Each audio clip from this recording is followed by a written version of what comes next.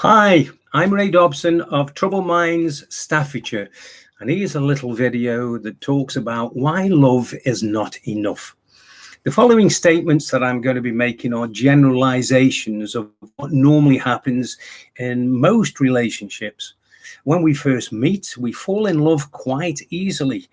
There is lots of lust and passion, and we cannot get enough of each other. We are at our best with our best behavior all the time, and we want to spend every moment with our partner. Sometimes we can't believe our luck. It sometimes affects our sleep, and we seem to be so happy. But have you heard of the story of the couple who were in their first few weeks of their relationship? They had a wonderful night out, and later that evening, they made love. The lady went to the bathroom for a few moments, and as she walked back to the bed, she fell and stumbled, and they bumped heads accidentally. The man picked her up and said, "Oh, my darling, are you all right? Are you hurt?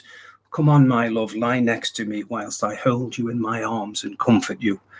It was so loving and such a wonderful moment. But 6 months or a year later, the couple had been out for a night, and later that evening, they made love. The lady went to the bathroom for a few moments, and as she walked back to the bed, she fell and bumped heads accidentally. The man said, "What the hell, you stupid oaf? What an idiot!"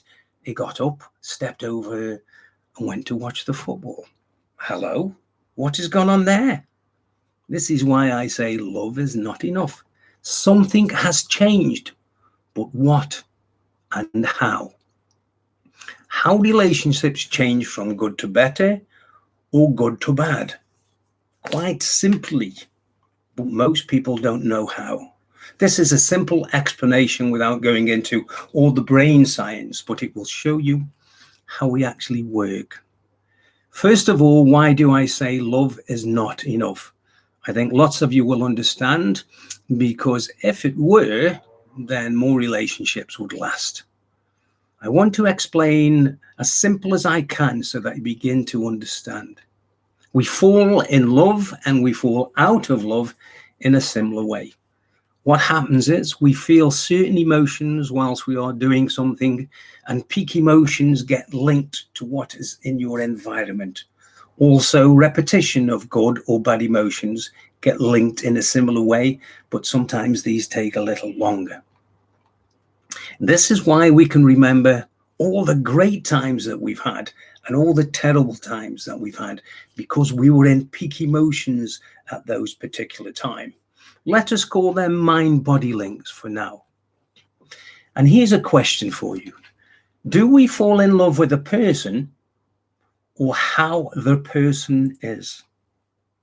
We may have to find them attractive at first, but is that enough? The answer is no.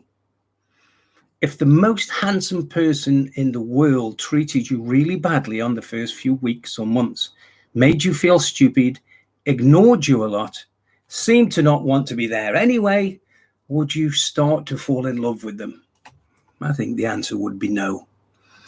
If an average looking person treated you wonderfully on the first few weeks or months and said how great you were, how great you looked, was interested in everything that you were saying and what you did, and you'd really got on really well, would you start to feel more for them and possibly begin to fall for them?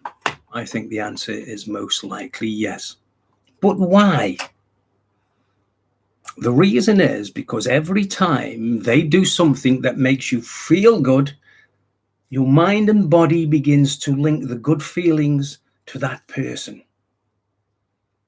It can be a place, a situation that you're together, but the more good feelings, the more links are produced, and the more likely you want to be with them again, to go to the same place or do the same things with them, or just be around them because of how they make you feel. And this becomes an unconscious program. It's a natural process that we humans go through. What about how a good relationship goes bad? Let us imagine for a moment that the relationship has gone through the so-called honeymoon phase. Now, one of the partners begins to take things for granted.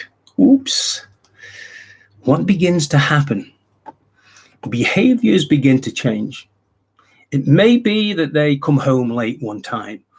They've never been late before, or they ignore you for the first time, or they are spending more time on their phone or with their friends, or any other behavior that has never really been seen before in the relationship.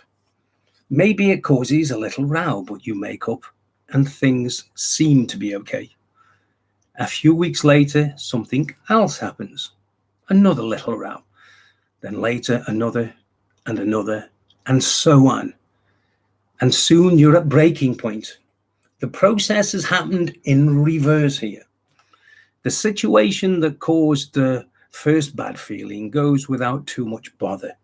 But the second, the third, and the fourth are slowly being linked with the other person. And before you know it, just looking at them makes you feel bad. And how many of you can recognize that? This is the power of mind-body links. The great thing is, Troubled Mind Staffordshire can teach you how to be aware of what is happening and show you how to change everything. If your relationship is falling apart and you both really want to make it work, we can show you how to break down the old triggers and rebuild new ones. Tomorrow, we're going to be putting a section on, a little video as well as a written piece of how you can choose your partner. You really need to consider what you want in a partner, just like as if you were having a job interview, because you need to think long term. That will be tomorrow. It's going to be something very interesting for you. Thanks for listening. I'm Ray Dobson of Troubled Minds Staffordshire, and I'll see you again soon. Take care. Bye-bye.